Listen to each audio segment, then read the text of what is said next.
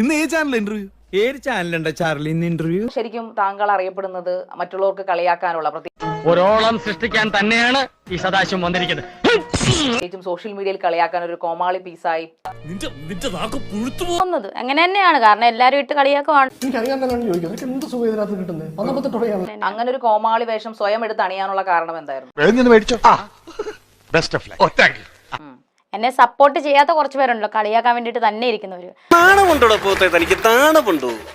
പുരുഷന്മാരെ മൊത്തം അവമാനിക്കാൻ തന്നെപ്പോലെ ഒറ്റ മതി. എനിക്ക് അണിഞ്ഞു തന്ന ഒരു സാധനമാണ് ഈ കോമാളി എന്നാണ് എന്റെ ഒരു തോന്നല്. നമ്മൾ ഈ നാണം കേട്ടല്ലോ. രേണുസുതി കാണിക്കുന്ന ഇച്ചിരി ഓവർ അല്ലേ? അലക്ക് സ്ഥിരമില്ലാത്ത സ്ത്രീയാണ്. ചൂടായതുകൊണ്ടും ബലം പ്രയോഗിച്ചോണ്ടൊന്നും കാര്യമില്ല. അല്പം ബുദ്ധി ഉപയോഗിച്ചാലേ കാര്യം കാണിക്കണമെന്ന് തോന്നിയ എന്റെ ഒരു പരിധി ഉണ്ട്, അതിനനുസരിച്ച് ഞാൻ കാണിച്ചിരിക്കും. അതിനി ആര് പറഞ്ഞാലും. എനിക്കിട്ടൊന്ന് വെച്ചതാണല്ലോ. കുപ്രസിദ്ധിയിൽ അഡിക്റ്റഡ് ആയിട്ട് അത് ചെയ്യണം, അങ്ങനെ പോണോന്നൊരു ഇതിലാണല്ലോ പറയുന്നത് തോന്നുന്നു. ദുഷിപ്പെല്ലാം കൂടെ എന്റെ നേർക്ക് തീർക്കാൻ പറ്റുന്ന പരമച്ചെറ്റെന്നോ ഇതൊക്കെ കണ്ട എങ്ങനെ സാറേ പറയാതിരിക്കുക? എന്നിട്ട് വല്ല നിഷ്കളങ്കന്റെ ഭാവം. എന്ത് ചെയ്താലും ഇങ്ങനെ തന്നെ കേൾക്കുന്നവർക്ക് അങ്ങനെ ചിലപ്പം ആ ഒരു മൈൻഡ് ആയിപ്പോയി. എന്റെ സ്വഭാവം അങ്ങനെ, ഞാൻ വെക്കുമ്പോ എല്ലാവർക്കും ഇട്ടൊന്ന് കൊള്ളും. അത് പലരും മനസ്സിലാക്കിയ അന്ന് ഒരു ലേഡി സന്തോഷ് പണ്ഡിറ്റ് ആണോന്ന് ചില പോയിന്റിലൊക്കെ ആൾക്കാർ പലയിടത്തും കമന്റ് ചെയ്യുന്നത് കണ്ടു. എന്ത് കാര്യത്തിനാണിത്? ഒരു സുഖം, ഒരു മനസുഖം. പൈസക്ക് വേണ്ടിയിട്ട് മാത്രമാണ് ഇങ്ങനെയൊക്കെ കാണിക്കുന്നത്. മനുഷ്യനെ കുറച്ചൊക്കെ ഇതൊക്കെ വേണം. സപ്പോസ് എന്തെങ്കിലുമൊക്കെ വേണം. രേണുവിന്റെ കോൺഫിഡൻസ് അല്ലേ പൊട്ടക്കണറ്റിലെ തവളകൾ എന്ന് പറയുമ്പോഴത്തേക്കും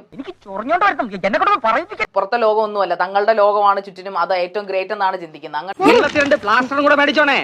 എവിടെ വായിലൊട്ടിക്കാനാ? എനിക്ക് ഇവിടെ വർത്തമാനം കേട്ടിട്ട് ചൊറിഞ്ഞോണ്ട് വരും. ഞാൻ ചില നിലപാടുകൾ എടുക്കുന്നത് എനിക്ക് അനുയോജ്യമായിട്ടുള്ള കാര്യങ്ങളാണ്. അതായത് താങ്കൾ ശരിയാണ്, അല്ലെങ്കിൽ താങ്കളാണ് ചെയ്യുന്നത് ശരിയെന്ന്, ഇപ്പൊ ഞാൻ കാണിക്കുന്ന എല്ലാം ശരിയാണ്, അഹങ്കാരം താങ്കളുടെ വാക്കുകൾ. ഇവിടെ നിന്ന് ഞാൻ വല്ല കടുങ്കയും ചെയ്തു.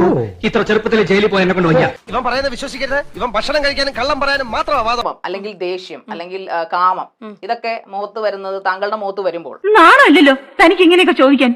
ബേസിക്കലി മൊത്തത്തില് എല്ലാ കാര്യത്തിലും അല്പം നാണക്കുറവുള്ള പാർട്ടിയാണ്. ഒരു തരം ഞരമ്പ് രോഗം. ഇടയ്ക്കിടയ്ക്ക് താങ്കൾ അലമാരയുടെ മുമ്പിൽ കണ്ണാടി മുമ്പിൽ എക്സ്പ്രഷൻ നോക്കുമ്പോൾ താങ്കൾക്ക് സ്വയം ഒന്ന് വിലയിരുത്താൻ പറ്റത്തില്ല. എന്നെ പച്ചക്ക് തെറി നേരിട്ടാണ് വിളിക്കുന്നത്, അറിയാഞ്ഞിട്ടൊന്നും അല്ല, ഞാൻ പറയത്തില്ല. അങ്ങനെ എന്തോ കുത്തി പറയുന്ന പോലെ എനിക്ക് ഫീൽ ചെയ്യുന്നുണ്ട് കേട്ടോ. താങ്കൾ അഭിനയിക്കുന്നത് ഒരു സമൂഹത്തിന് മുമ്പിലാണ്. താങ്കളുടെ സ്വന്തം വീട്ടിലെ സ്റ്റുഡിയോയിൽ ഇരുന്ന് എന്തൊരു മനുഷ്യനാ ടീച്ചറെ. ഇങ്ങനെയുണ്ട് ആണുങ്ങള്. ഇങ്ങനെയും ആണുങ്ങളുണ്ടെന്ന് ഇപ്പൊ മനസ്സിലായില്ലേ? ഇങ്ങനെയും ഉണ്ട്.